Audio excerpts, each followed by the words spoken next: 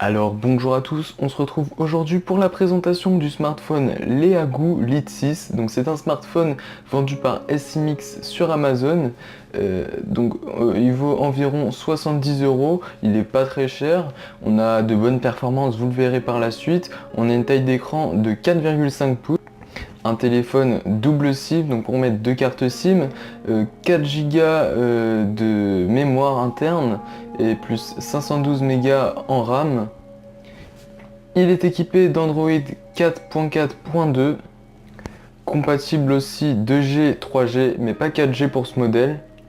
Et au niveau des caméras, donc on a une caméra frontale juste ici de 2 mégapixels et une caméra de l'autre côté de 5 mégapixels.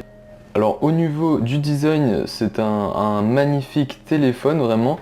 Donc c'est vrai que pour ce prix-là, on a vraiment un très beau téléphone avec des lignes qui rappellent certains Samsung Galaxy quand même. Ici sur les côtés par exemple, ça rappelle un petit peu le Note 3. On a un appareil photo carré, donc assez beau, une coque ici où on ne voit pas les traces de doigts à l'arrière, donc c'est plutôt un avantage vu qu'il n'est pas brillant. Un écran par contre qu'on voit les traces de doigts. On n'a pas de bouton central ici comme sur les Android où il faut appuyer, mais c'est trois boutons tactiles, le retour en arrière, le multitâche et le bouton Home. Sur le côté droit, on a bien sûr le bouton unique de veille et pour allumer et éteindre le téléphone. Et sur le côté gauche, on retrouve les deux boutons de réglage du volume. Alors de livrer avec ce qu'on en a une paire d'écouteurs, bon un petit peu anciens, l'adaptateur USB qui se connecte au secteur, le câble micro USB, la petite documentation qui va avec le téléphone, une petite chiffonnette pour installer la protection d'écran qui est fournie avec. Alors ce qu'on va faire pour le test, c'est qu'on va faire un test de vitesse de démarrage déjà. Donc je vais appuyer et au moment où on va voir la première image qui s'affiche, je vais démarrer le chrono. Vous allez voir ça à l'écran.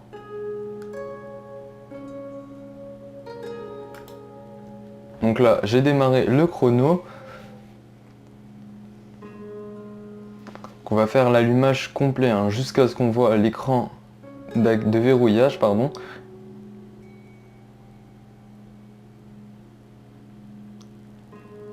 On a un allumage plutôt sympa avec quelques petites animations par-ci par-là. C'est un smartphone chinois, un Leagu, pas très cher comme je vous l'ai dit tout à l'heure. Au niveau de la batterie, c'est une batterie de 1600 mAh. Oh, c'est plutôt pas mal, on peut tenir environ une journée avec, faudra le recharger tous les soirs par contre. Voilà, je stoppe le chrono. On est donc à 39 secondes, donc pas loin de 40 secondes. C'est plutôt pas mal pour un téléphone de ce type. Voilà, je vous le recommande donc sans problème au niveau du démarrage. Alors sur le smartphone, je vous disais, il est équipé du GPS, du Bluetooth, du Wi-Fi. Il a un capteur gyroscopique intégré. On va maintenant déverrouiller le téléphone. Donc on voit qu'on peut déverrouiller soit vers la droite pour avoir un accès direct au téléphone, ou bien déverrouiller pour passer un appel, pour envoyer un message, ou pour activer l'appareil photo. Donc voilà, j'ai déverrouillé le téléphone, on a une interface plutôt sympa, donc un Android classique, mais donc on a un petit avantage, c'est que il n'est pas très compliqué en fait d'utilisation. En fait, on n'a pas d'appli, vous savez, d'habitude sur les Android, on a un petit logo appli ici, on n'a pas tout ça, on est directement écran d'accueil et appli intégré, donc voilà, c'est plutôt pratique. Tout le monde peut l'utiliser, aussi bien les jeunes que les personnes âgées, parce que voilà, il est vraiment très simple d'utilisation au niveau de l'interface. Donc on a toutes les fonctions de base. Déjà on a un double SIM, c'est plutôt pas mal double SIM. Regardez, donc là j'ai pas mis de carte SIM bien sûr. Je peux activer donc l'appareil photo, regardez pour l'appareil photo. On va faire un petit test d'ailleurs. Donc regardez au niveau de la qualité photo, bon c'est pas trop mal, donc c'est plutôt de bonne qualité, sauf qu'on n'a pas l'anti-shaking, donc ce qu'on appelle c'est l'anti-mouvement parasite, en fait c'est que la fluidité ça sera pas très bonne en vidéo, mais en photo on est plutôt pas mal, regardez, donc là si vous voyez des petits points à l'écran c'est pas grave, c'est parce que c'est la qualité qui est comme ça d'enregistrement de mon téléphone, mais sinon en réalité on voit pas les petits points. Il est équipé aussi d'un flash de lumière blanche, donc c'est plutôt pas mal d'avoir un flash sur un téléphone comme ça. À l'arrière, on peut aussi bien sûr rajouter en dessous la batterie une carte SD de 32 Go max. Ça peut être pas mal, en plus des 4 Go déjà intégrés sur le téléphone. Donc en même temps, on a l'application Galerie, téléphone, contact, SMS, MMS. On a Google Chrome d'intégrer.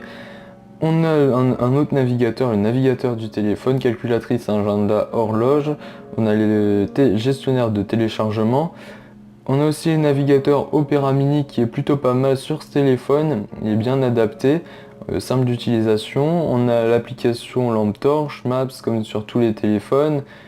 Voilà, une application Leago Partage, donc voilà, on a toutes les fonctionnalités de base pour lire vos mails, comme sur un smartphone un petit peu plus cher, sauf que celui-ci est moins cher. Ça se ressent légèrement sur la qualité d'écran et la fluidité, mais voilà, si c'est pas pour mettre de gros films ou de gros jeux dessus, ça suffira amplement. On a le magnétophone, les vidéos, la recherche vocale même, dis donc, et aussi donc le Play Store. Donc d'intégrer, on n'a pas énormément d'applications. Au niveau des paramètres, donc on a le Wi-Fi, Bluetooth, comme je vous ai dit tout à l'heure. On a aussi un mode visiteur si vous voulez limiter l'accès à certaines applications. Par exemple, si vous avez donc des enfants, pour limiter l'accès à certaines applications qu'ils n'ont pas à aller. On a également voilà, pas mal de choses au niveau de la sécurité. On a plusieurs choses, donc choisir par schéma, on peut aussi déverrouiller par reconnaissance faciale, code PIN ou mot de passe ou ne rien mettre. On a tout classique, sauf ça par contre on n'a pas sur la plupart des téléphones sous ce Android là. Donc c'est tout simplement activer la navigation à une main pour l'optimiser et ne pas avoir à par exemple tordre le doigt pour aller chercher quelque chose tout en haut de l'écran. Voilà, c'est vraiment un excellent téléphone, je vous le recommande sans problème. En plus il est vraiment magnifique. On a un excellent téléphone. Bon, c'est juste comme je vous ai dit tout à l'heure, au niveau des écouteurs que je trouve pas top. Regardez ces bouts là, c'est juste horrible. Voilà, j'aime pas vraiment ce type d'écouteurs, ils auraient peut-être pu faire un effort là-dessus, mais pour le prix, franchement, on peut s'en acheter d'autres, et voilà, il n'y a aucun problème pour ça. Je vous recommande sans problème ce téléphone.